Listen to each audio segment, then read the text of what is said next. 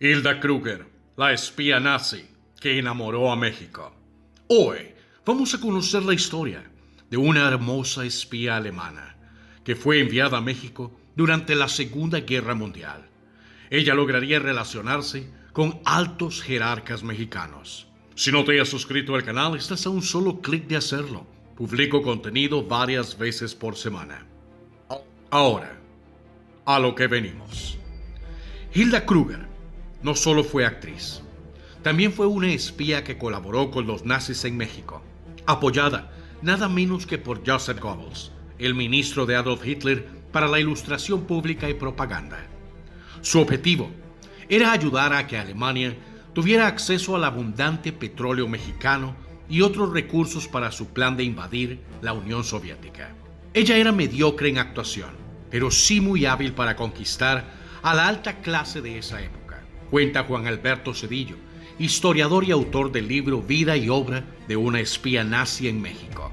Pero esa historia no se limita a la belleza de una mujer rubia y hábil para seducir, fallecida hace 30 años.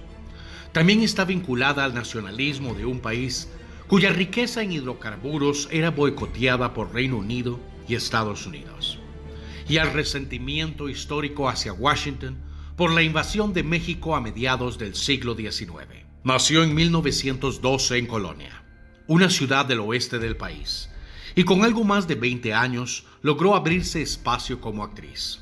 Kruger participó en roles menores o intermedios en Alemania, pero no llegó a destacar demasiado en las reseñas de la época. En la década de 1930, intentó de forma fallida consagrarse en la meca del cine comercial estadounidense. Llegó a casarse con influyentes empresarios de Estados Unidos, pero no logró el resultado que esperaba en Hollywood. Además, siempre tuvo presente su deseo de apoyar al Tercer Reich. Varios secretarios de Estado, ministros, mantuvieron relaciones con Kruger. También, de acuerdo con sus biógrafos, conoció a empresarios y a una larga lista de gente influyente. Consiguió favores para el acceso a recursos estratégicos como el mercurio. Así ayudó a que se generara contrabando a favor de Alemania. También pasó informaciones militares sobre los movimientos de Estados Unidos. El historiador explica que entre los múltiples planes del nazismo se encontraba la posibilidad del ingreso a suelo soviético, pero que aquello requería combustible y armas. Y fue por ello, por su relación con los poderosos mexicanos, que Kruger adquirió un rol significativo. La investigación menciona vínculos de diferentes índoles de la Alemania con altas autoridades y personajes del empresariado de ese país. Ella llega a México enviada para asegurar el petróleo. Hilda era experta en relaciones públicas y a los mexicanos les encantaban las rubias. Se hace la tonta, pero es muy inteligente, cuenta el investigador mexicano. Kruger, con la guía de Goebbels, fue logrando de a poco favores para el Tercer Reich. Se involucró con altos funcionarios mexicanos porque desde Estados Unidos le facilitaron contactos. Llegó al más alto nivel. Cedillo explica que a partir de esos contactos, sobre todo con el Partido Revolucionario Institucional, imperante en ese entonces, es que consiguió información que sirvió a Alemania para acceder a recursos energéticos y minerales de México. Mientras tanto, otros países productores de minerales de Sudamérica cerraron las conexiones comerciales con los nazis. De hecho, países como Bolivia establecieron precios especiales de sus materias primas como el estaño para apoyar a la alianza de países enfrentados con Alemania. Pese a su cercanía geográfica, la Alemania nazi quedó en las antípodas ideológicas de la Unión Soviética, y el proyecto de expansión de Hitler incluía tomar posiciones estratégicas en territorio ruso. La Unión Soviética recién se afianzaba como potencia mundial, mientras que los nazis evalúan diferentes formas de expandir su poder geopolítico a lo largo de Europa. Todo ello suena muy lejano del México que vivía en los años tardíos de su revolución, la primera del siglo XX en América Latina, y que llevó a la expropiación estatal de los recursos naturales de ese país. Ya venía, además, de la intervención estadounidense entre 1846 y 1848, en la que México perdió una significativa parte de su territorio y marcó hasta ahora a la política mexicana. Goebbels pensaba distinto.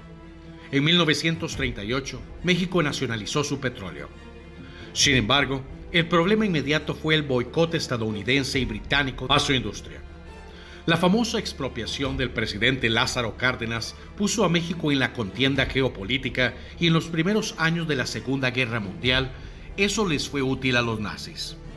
El nacionalismo mexicano era toda una bandera que duró hasta la década del 80, indica Zedillo. Después de la invasión alemana a Polonia, el contrabando energético mexicano se convirtió en estratégico para la Alemania nazi. Era vital para Hitler que reforzaran sus fuerzas armadas.